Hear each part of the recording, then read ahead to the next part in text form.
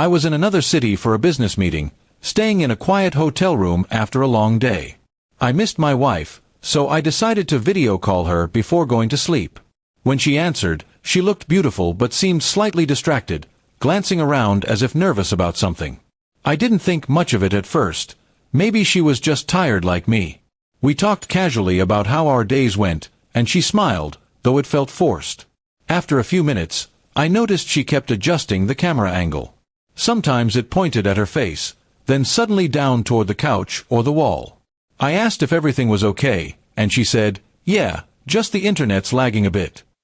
Her tone didn't convince me, but I didn't want to sound paranoid. I tried to keep the conversation light, talking about the clients I met and how I couldn't wait to get back home. Then, in the middle of our call, she suddenly stood up and said, "Hold on, I'll be right back." She placed her phone on the table, the camera still on. The screen now showed part of our living room. I could hear faint sounds, footsteps, maybe another voice. I turned up the volume slightly, my heart starting to race. For a few seconds, everything was silent except the faint hum of the ceiling fan. Then I heard it, a man's voice, quiet but unmistakable. My stomach twisted. I froze, staring at the phone, praying I was imagining it. I wanted to believe it was the TV, but she never left it on during our calls. "Who was that?" I whispered to myself. The voice spoke again, something about being quick, and he's still on the call. My blood ran cold. I could feel my chest tighten, my breath coming shorter. I didn't want to believe what my mind was already telling me. A minute later, she returned to the screen, smiling nervously. "Sorry, babe, I was just checking on something in the kitchen," she said, brushing her hair behind her ear. I stared at her, trying to read her expression. She looked tense. "Who were you talking to?" I asked quietly. Her eyes widened for a split second before she forced another smile. "No one, why?" I didn't answer. I just looked at her, searching her face for honesty. She avoided my gaze and started rambling about how tired she was. That's when I noticed something, a shadow moving behind her for just a second, like someone passing by the hallway. My heart dropped completely. "Who's there?" I demanded. She froze, her smile fading. "What do you mean?" she said, pretending not to understand. I leaned closer to the screen. "Don't play with me." I saw someone move. Her breathing changed. She glanced over her shoulder quickly, then back at the camera. After a few moments of silence, she sighed heavily. "You're imagining things, honey," she whispered, her voice trembling slightly.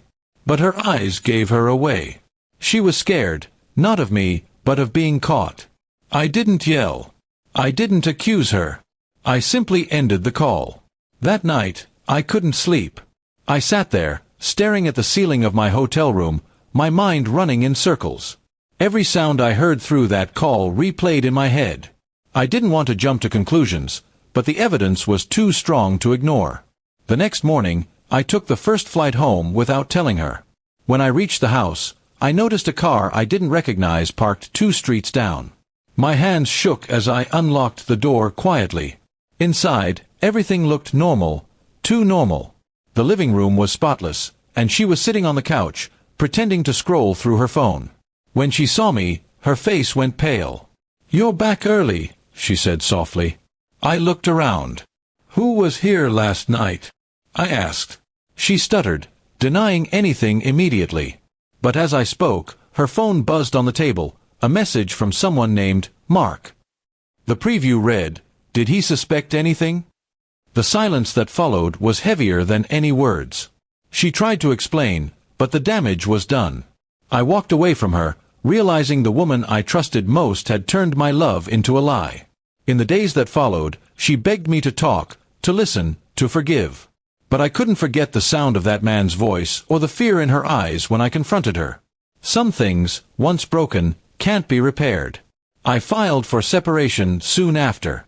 I didn't shout, didn't curse, I just walked away. The video call that night showed me everything I needed to know without her saying a single word.